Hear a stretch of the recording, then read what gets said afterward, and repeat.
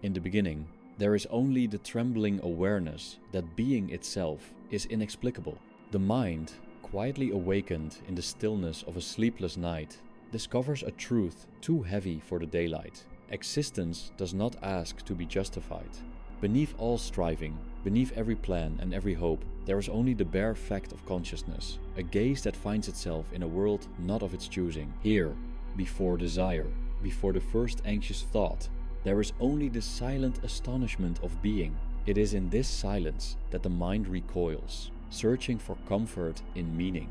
The human animal, frail and fevered, invents stories to shield itself from the formless dread, the gnawing sense that nothingness sits beside us, patient as a shadow.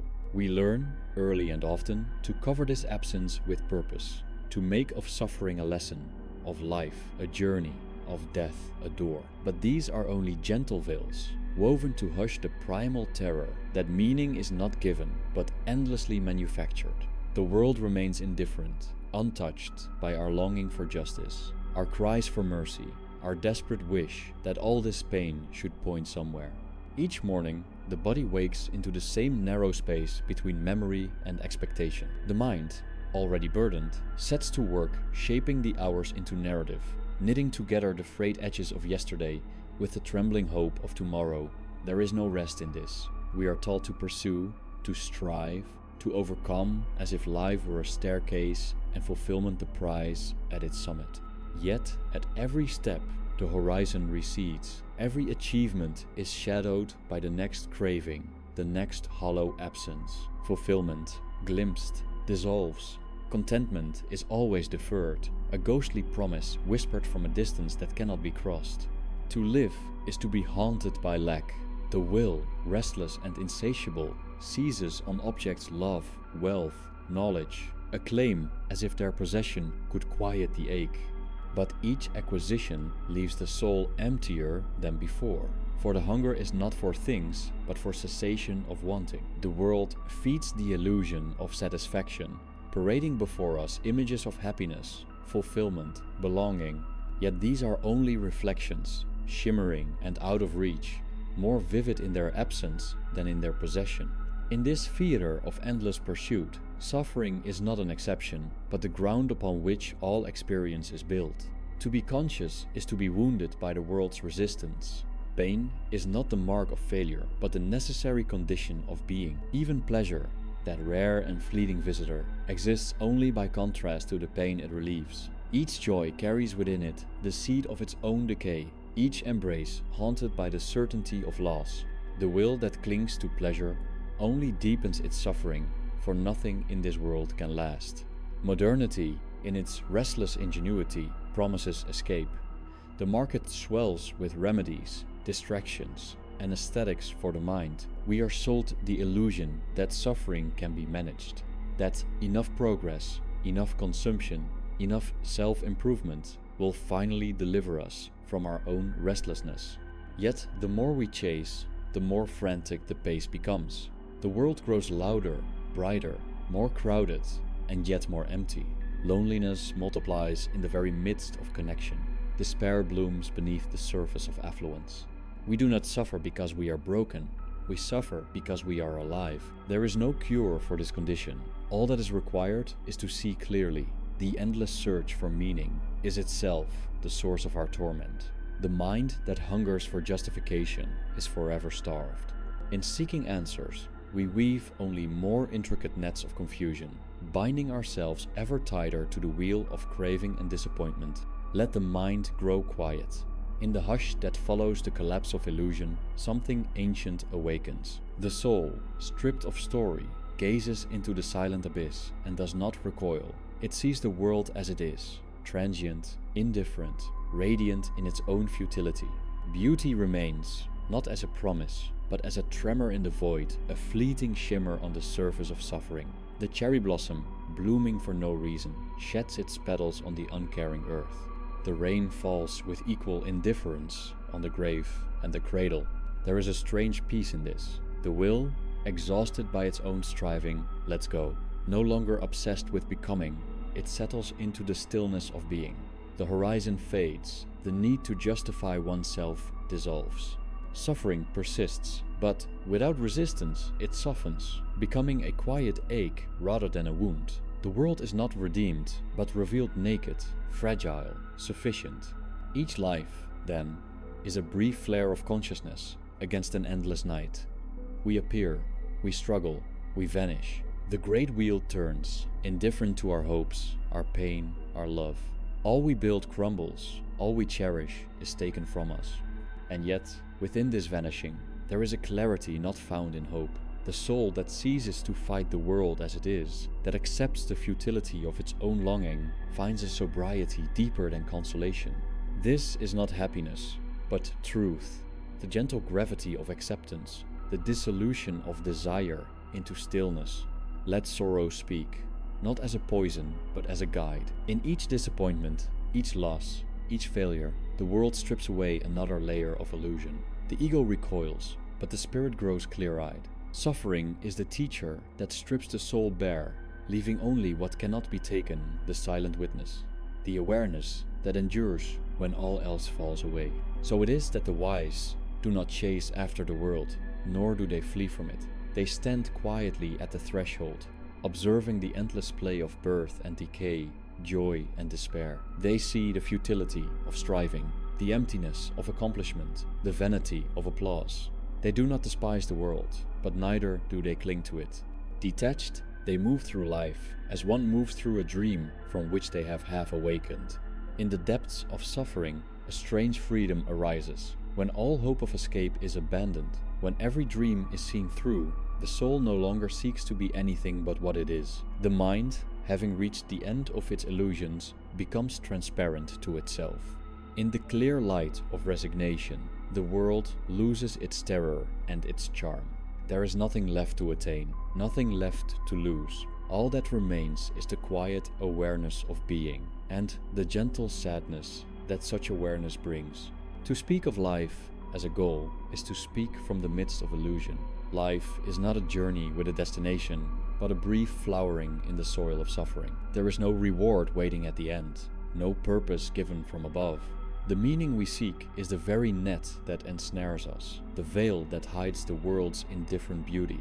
When the veil falls, when the search ceases, life is neither good nor bad, but simply what it is: unspeakably strange, unfathomably sad, and, in its own mute way, complete.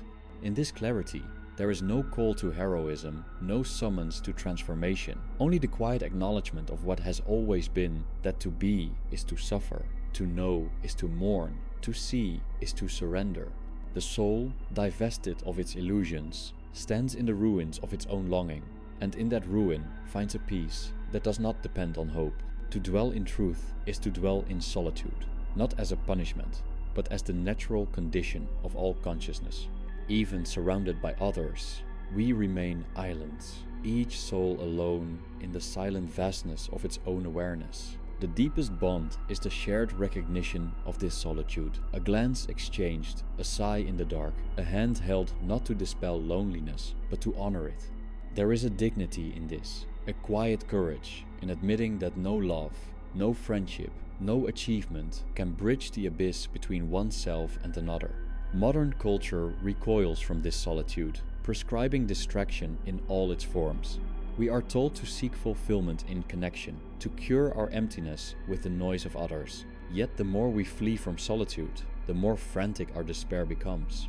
The soul that refuses to be alone is condemned to perpetual unrest, forever searching for in others what can only be found in the stillness of its own heart. To be awake is to know the taste of sorrow. It is to look unflinching into the face of impermanence, to see that all things pass, that every love ends in loss, every joy in grief. It is to walk through life as through a graveyard, pausing at each stone to remember what was and to mourn what can never be again. Yet in this mourning there is a gentleness, a reverence for the fragility of all things. Nothing lasts, and for this very reason everything is precious. The soul that accepts impermanence does not clutch at moments, does not try to fix in place what must dissolve. It moves through life lightly, carrying its sorrow not as a burden but as a companion. Suffering remains, but it is no longer the enemy. It is the thread that binds the heart to the world, the dark undercurrent that gives beauty its depth and sweetness its ache. Ambition, that restless fever, fades in the light of this awareness. The need to prove oneself, to accomplish, to be remembered, loses its urgency. The world's applause grows hollow, its rewards insubstantial. The soul, freed from the tyranny of becoming, settles into the ordinary. The warmth of sunlight on the skin, the slow drift of clouds, the silent companionship of trees. These simple things, once overlooked, become luminous in their transience. There is no need to possess, only to witness, and in witnessing, to let go. The path of resignation is not one of despair, but of clarity. It is not a flight from suffering, but a surrender to its inevitability. In resigning oneself to the world's indifference, one ceases to be tormented by its injustices. There is no justice here, no grand design, no hidden order. The world is as it is, chaotic, brief, beautiful, and tragic. The soul that ceases to demand meaning from the world finds a strange kinship with all that suffers, a solidarity born of mutual helplessness. To be human is to be divided. The body aches for comfort, the mind for certainty, the heart for love. Yet none of these can be truly secured. Pain persists, knowledge falters, love fails, the will resists, but resistance only tightens the knot of suffering. Acceptance is not submission, but a turning toward reality, an embrace of the world's brokenness and one's own. Let the seeker rest. The road leads nowhere, the journey is already complete. All striving is the shadow of a desire that cannot be satisfied. All achievement, a footnote in the endless cycle of loss. The wise do not disdain the world, but they no longer seek salvation within it. They live as one lives in the fading light, content to watch the day's last rays vanish behind the horizon, knowing that night is not an enemy, but the silent backdrop against which all things shine.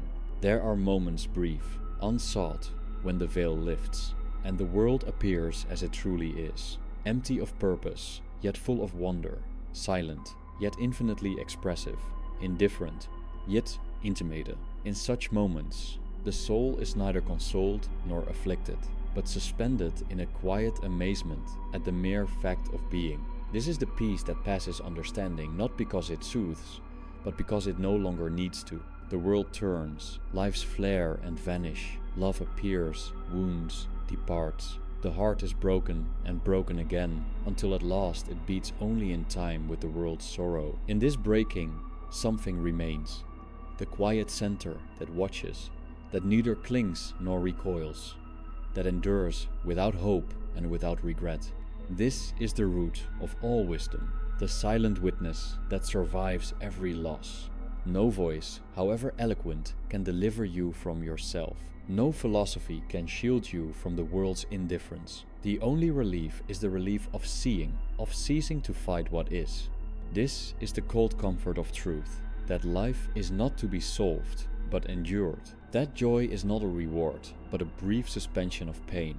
That meaning is not given, but imagined, and in its absence, a deeper peace may be found. In the end, all that is left is the quiet acceptance of limitation.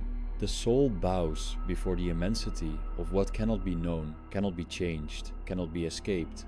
In this bowing, there is no defeat, only the dissolution of the will's fever. The world does not care, and this is its gift. Freed from the demand to matter, one is at last permitted to be. Let this truth settle like dust in the fading light. There is no secret, no hidden path, no redemption waiting at the end of suffering. There is only the slow, patient unraveling of illusion, the gradual settling into what always was. In this stillness, sorrow and joy, hope and regret, ambition and resignation all dissolve, leaving only the bare, unadorned fact of being. Life, stripped of its veils, is neither a goal to be achieved, nor a problem to be solved. It is a quiet mystery, endlessly unfolding, indifferent to the desires of those who witness it. To see this clearly is to be freed not from suffering, but from the need to make sense of it.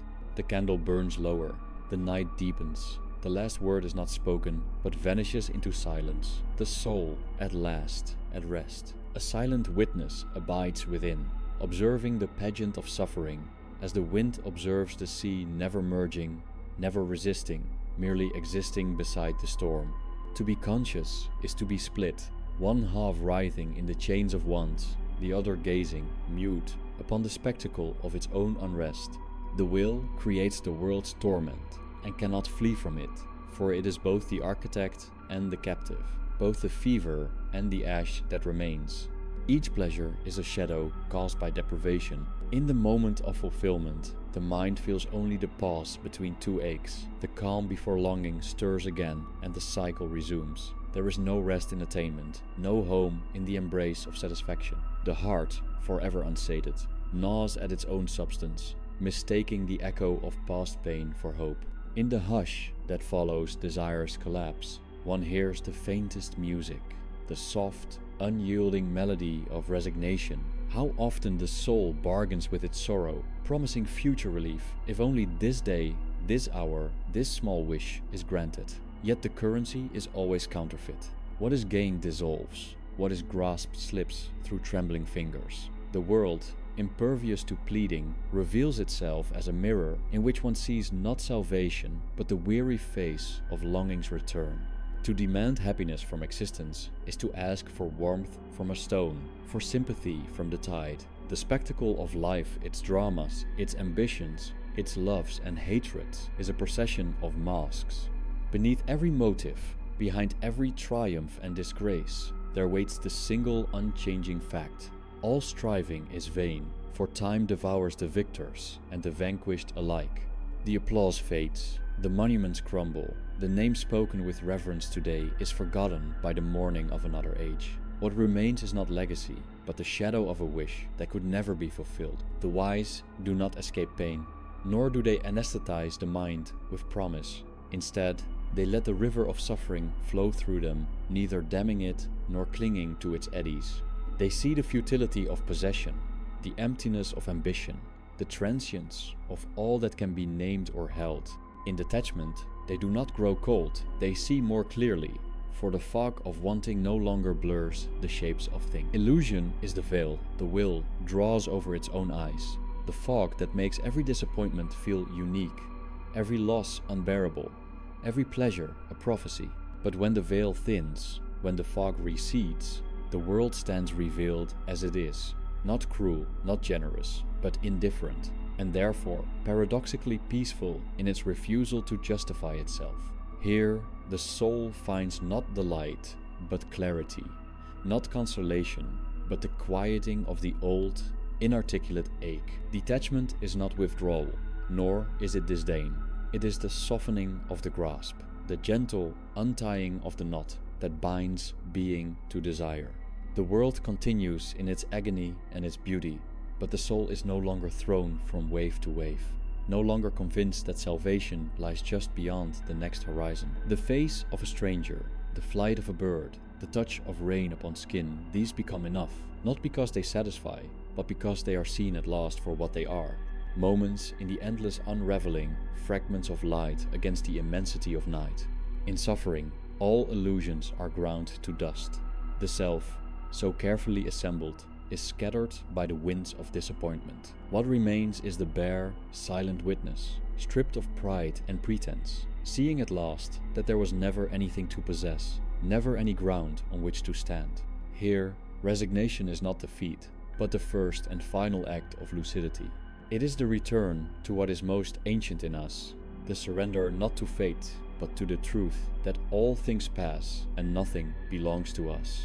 The candle burns lower, but its flame grows steadier. In the dark, the mind recalls that even sorrow is not forever, that every agony becomes memory, that memory itself dissolves. The wheel of becoming turns, and all things are drawn back into the silence from which they came. The wise do not flee the world, nor do they cling to it. They simply watch, unblinking, as each wave rises and falls, and let the sea reclaim what was never theirs. Night folds itself around the soul like a shroud, and the last embers of striving fall away without protest. In this hush, there is no question left to ask, for every inquiry has unraveled into silence. The self, weary from its endless pursuit, at last recognizes the futility of its yearning, and the heart, battered by hope, falls still. No future calls, no memory consoles. There is only the unlit vastness, empty of promise, full of a peace, too deep for words. The world contracts to a single breath, neither sweet nor bitter, but simply present. The ache of being does not relent, yet it no longer wounds. It pulses quietly, like the rhythm of the blood, a reminder that consciousness endures even when desire is spent. The mind, once frantic with anticipation, yields to the stillness it once fled. There is no more need to become, only the fading awareness of what is. All things are relinquished in this twilight. The desire for justification, the hunger for certainty, the longing for love that will not die. Shadows lengthen across the field of memory, and each sorrow, each regret, each unfulfilled hope settles gently into the soil of oblivion. The soul, no longer burdened by purpose, ceases to measure, ceases to ask. It simply witnesses as the river of time carries all things away. There is no revelation, only the slow dissolution of form into formlessness. The boundaries of self dissolve into the silence from which they rose. The voice that spoke of suffering, of longing, of detachment grows faint. No triumph lingers, no defeat. There is only the vanishing, the quiet erasure of all that once seemed so urgent. Suffering becomes indistinguishable from peace, for both arise from the same source, the will that has finally fallen silent. Thus, life empties itself, not into meaning, but into stillness. The last wish drifts away like smoke, and the soul, neither consoled nor condemned, drifts with it. The candle gutters and goes out. The darkness is complete, and in it, nothing is lost, for nothing was ever truly possessed. No echo stirs in the infinite night. Only the tranquility of absence remains the faintest impression, the whisper of a presence that needs nothing, asks nothing, wants nothing. In this final breath, the self dissolves, and the world is left untouched, serene, unobserved. Suffering, illusion, detachment all merge and vanish, leaving only the silent fact of being, unclaimed and unclaimed by any will. And so the soul passes from longing into rest, as a shadow passes from dusk into midnight, never to return, never to awaken again.